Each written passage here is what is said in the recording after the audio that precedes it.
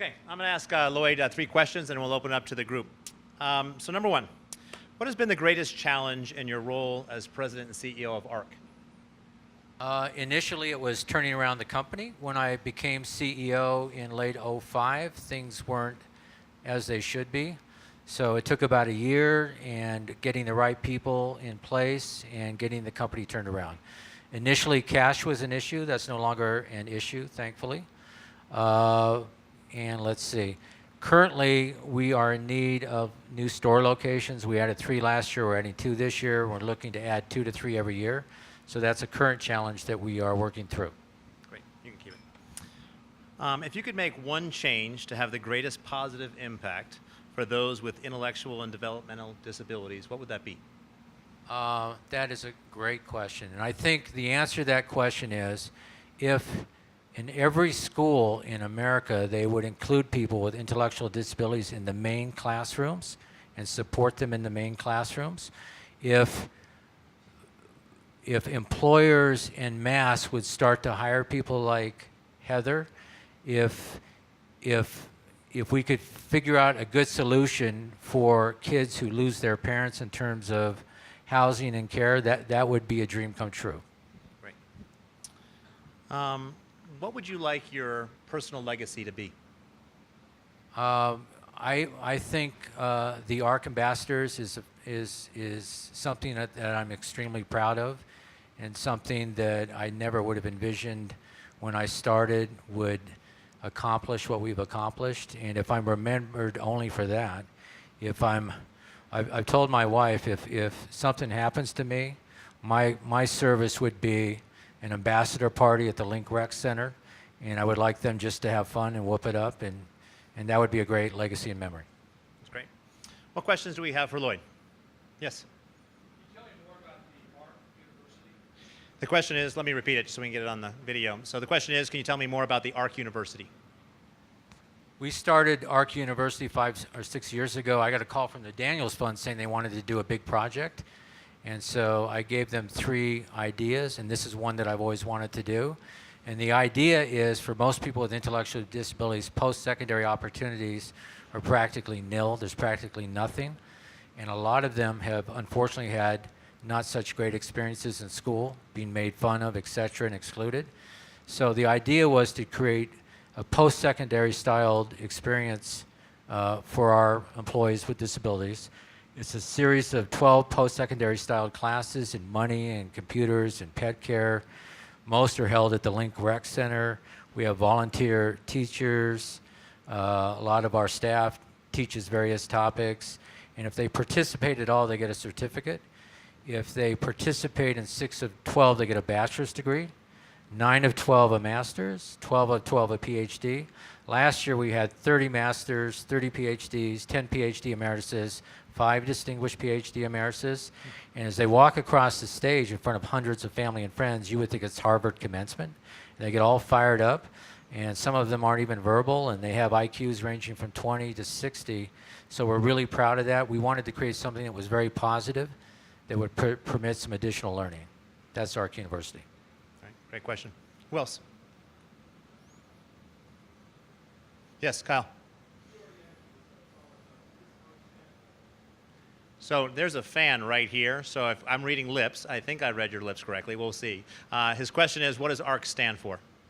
So 75 to 80 years ago, the term mental retardation was adopted as an improvement to prior language being used, like mongoloids, as an example. And it was felt that was an improvement and a better way to refer to people. Today, unfortunately, the R word has become a real negative insult for people with intellectual disabilities. I talk with some of our employees, and they will tear up and get very emotional because they've been called the R word in school and R word by strangers, and it's just a very negative experience. Special Olympics has started something called Spread the Word to End the Words to eliminate the R word. And in the ARC world, when we were first founded in the 1940s, it was Association for R Citizens. We don't use the R word anymore, it's just ARC. So ARC no longer stands for anything but ARC. The R word has been eliminated in the ARC world. out of deference to people with disabilities. Great. Yes. What kind of gifts does your son personally have, and maybe where would you like to see him end up, even working-wise in a career when he gets older? So the question is, what? Sorry, we'll get through this eventually. So the question is, what gifts does your son personally have, and what do you see him maybe doing in the future? He has a great appreciation and love of music. He has a great appreciation and love of dance. He is quite the dancer. His father sucks at dancing, but he's quite a dancer. He loves to sing. His singing is not that great, but he loves to sing. He loves his friends. He just has this very generous, kind-hearted personality. He's sort of a hugging machine. So I took him to a party once. There were 100 people there. He hugged the first person he met, then he hugged the next one, and he did a loop around everybody. I took him to a smaller event, 7 people. He did 3 loops, and then I sat him down. He just has a very generous personality. He's a real people person. I've told people in our East Colfax store that when Garnons retires, maybe Kennedy takes his place, because Kennedy reminds me a lot of Garnons, the gentleman I described with the bowling score.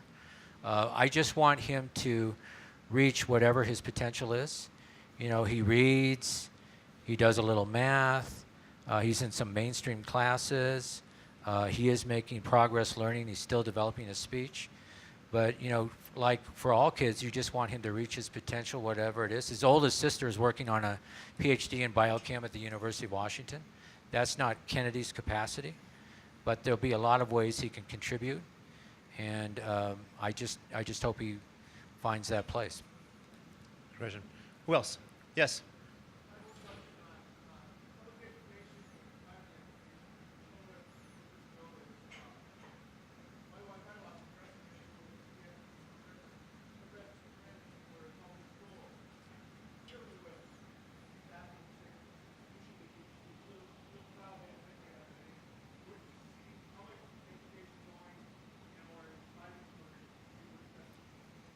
So Chuck's question, yeah, I'll try to break it down. So Chuck's question is the difference between public education and private education and being the best environment for people with disabilities. Partly, I think, is what you got, but expand upon it as you see fit. I think goals for public education are to continue to foster inclusion in mainstreaming and mainstream classrooms for people like my son, with proper supports and para support. That's done relatively well in elementary school, a little better in middle, high schools. I think can still make some improvement there. Private schools, I'm not familiar with a lot of private schools that actually have programs for people with intellectual disabilities, like the school my stepson went to, Kent Denver. I'd love to see charter schools and private schools create programs for kids with intellectual disabilities. When I meet kids from private schools, they volunteer for Adams Camp and Special Olympics, and they really enjoy helping people with intellectual disabilities. So the next step would be to create programs in private schools where they really could be integrated with people with intellectual disabilities. That's great. Anyone else? Well, let's give Lloyd and Heather a big round of applause.